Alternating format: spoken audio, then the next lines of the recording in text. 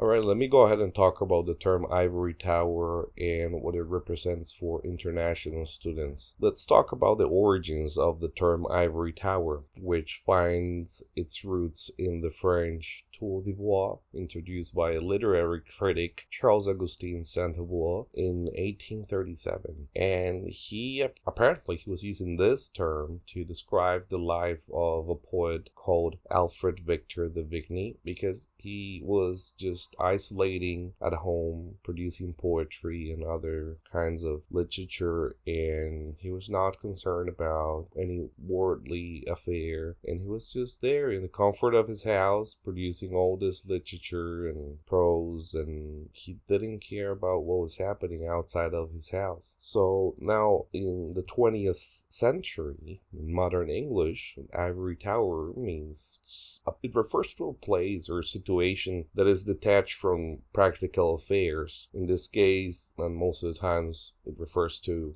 university or academia, right? Because it embodies an attitude of aloofness or disdain for worldly concerns. So it means that, you're just not concerned about what's happening outside of your own bubble, right? And as you know, academia is self-contained and it's pretty much a bubble. Even though a lot of good things happen in academia, right? And a lot of innovation takes place within academia that helps the real world, right?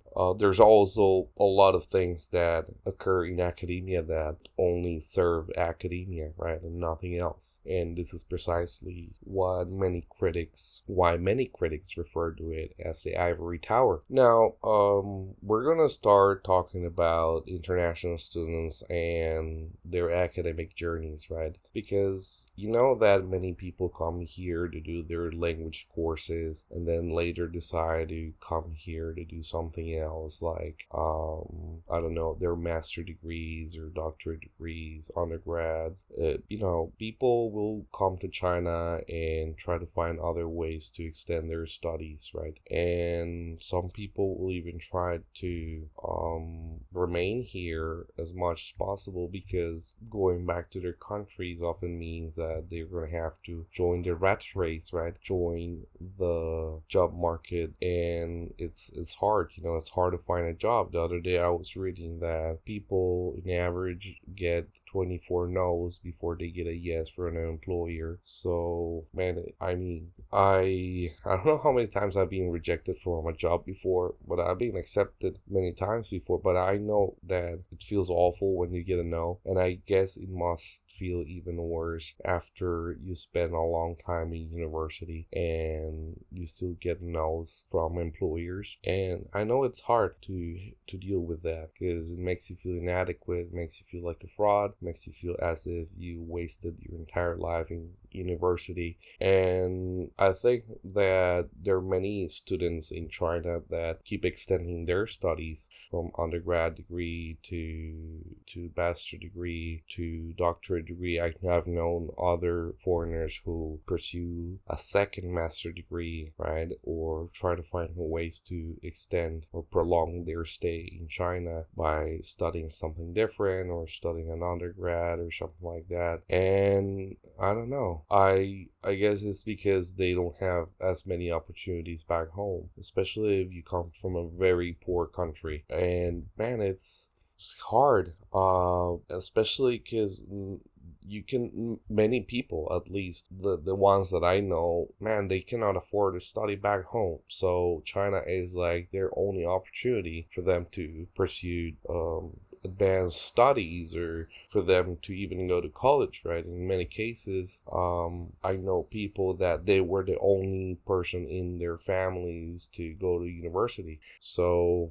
just imagine the pressure, right? And I know that people spend 10 years in university in China and they try to pursue a master's or a PhD, and man, like, I think that sometimes they risk themselves a bit too much and think that the longer you invest in academia, the more employable you're going to be later. And that is not the case, man. I think that it takes a while for people to realize that having a PhD is not going to make you, or a master's degree is not going to make you more employable. I think that it's hard to find a place, and if you're getting a doctorate degree, right, if you're getting a PhD, then your plan is probably to pursue a postgraduate degree. Like, that's what most people try to pursue, right? But it's really hard to get a postdoctorate degree.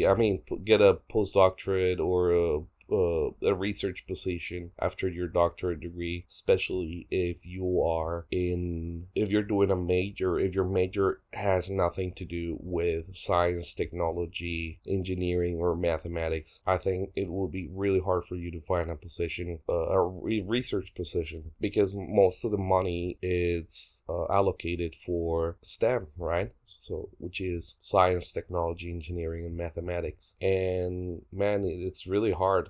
I feel like, yes, you might get a teaching position somewhere in a university or something like that, but if you don't have if you get your PhD at the age of 27 or 28, man, it probably means that you don't have any work experience at all, and it will be really hard for an employer to hire you, because although you have a very, very high professional background, academic background, you don't have a professional background, right? So that's one thing, right? I also think that there are a lot of foreigners there thinking that they're gonna get a higher pay in China, at least, by getting higher education degrees, like PhDs and master degrees, or 2 master degrees, and of course, because everyone is aiming for the 20,000 yuan a month, right? But like, this is the thing, man. Like, something that I've learned and something that I've seen myself with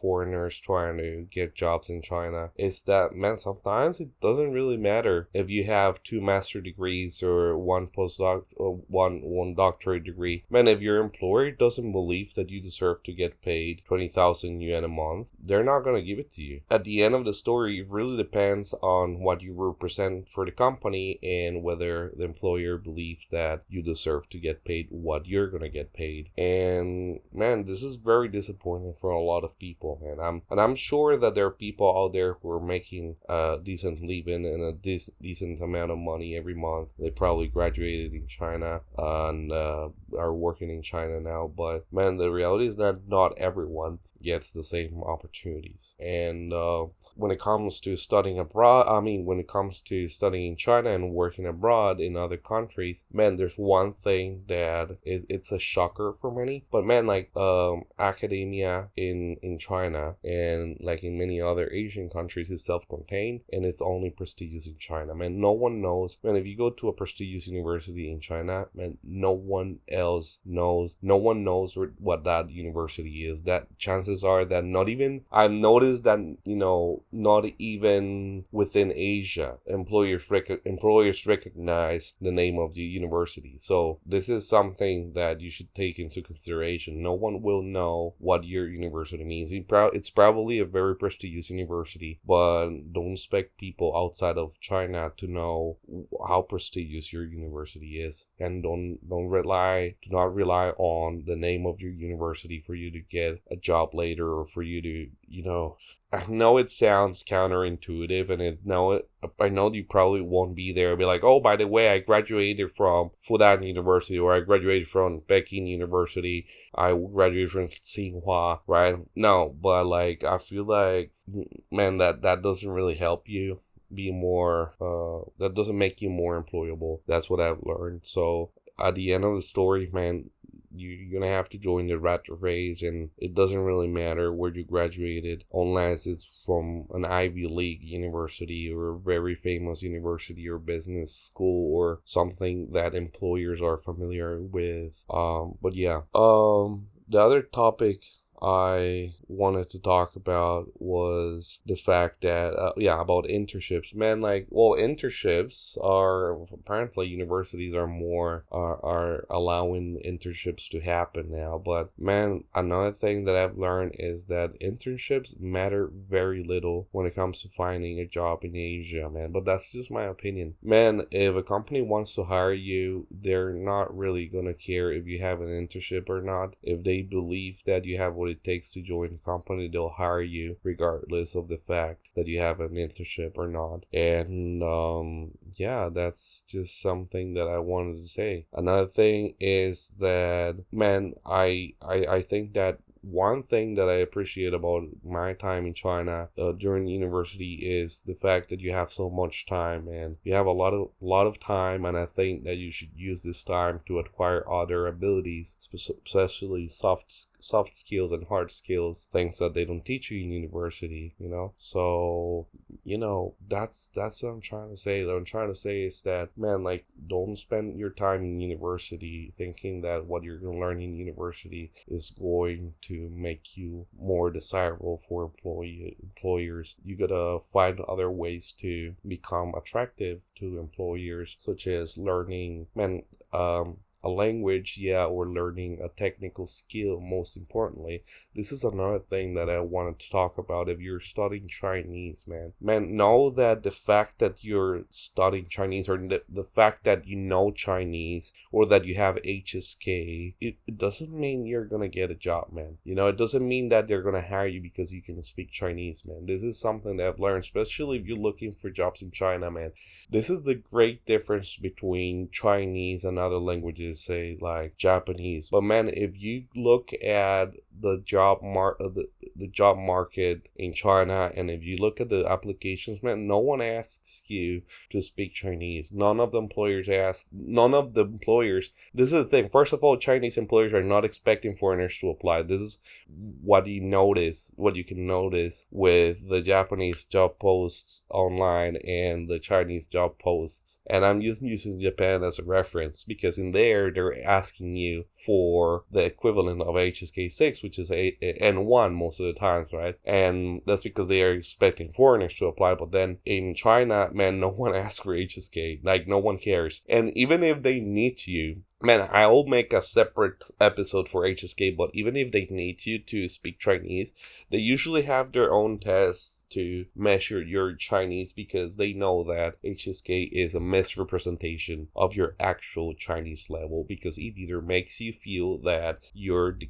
greatest Chinese speaker ever or the worst. So, you know, but yeah, what I'm trying to say is that the sole fact of speaking Chinese is not going to get you a job, man. I can promise you that. If you go to university and you go to study Chinese and think that, you know, the fact that you speak Chinese is going to make you more employable, man, you're wrong, and you're going to be highly disappointed. You got to focus on other types of skills, you know, because man, you don't have to go to university to learn Chinese. And I think that if you think you're gonna get a job in China because you speak Chinese, man, everyone speaks Chinese in China, and they can find a foreigner who can speak English, and they're gonna have to pay him less than what they probably have to pay you. So I think that if you speak Chinese and you want to work in something related to Chinese or translation or whatever, man, you're gonna be better off finding a job outside of China in a place where no one can speak Chinese, right? And yeah, that's something that I had to say as well. And I think I've covered all the points so far. I just wanted to talk about the Ivory Tower and why is it that students keep extending their studies, right? And it's because of that fear of having to join the rat race, either in China or back in their countries. And also, man, life in China, like university life in China, is really nice, right? To many people. That's why they stay in such comfort zone, because you can, man, like, it's, you know, especially if you're not an undergrad anymore, if you're doing your master's or your doctorate degree, and where you have your own schedule and you just have to follow deadlines, you can wake up at any time you want. And also, you don't have to explain people about your life, right? You can always tell people, oh yeah, man, I'm doing my master degree. Oh, you can explain family, like, oh yeah, man, now I'm pursuing my PhD. Now I am doing this and that. And, you know, is you don't have to join the rat race outside of the Ivory Tower. So yeah, that's pretty much it, man. I hope you liked it. I hope you learned something new today, right? See you. This was Chimsy, right? Peace out.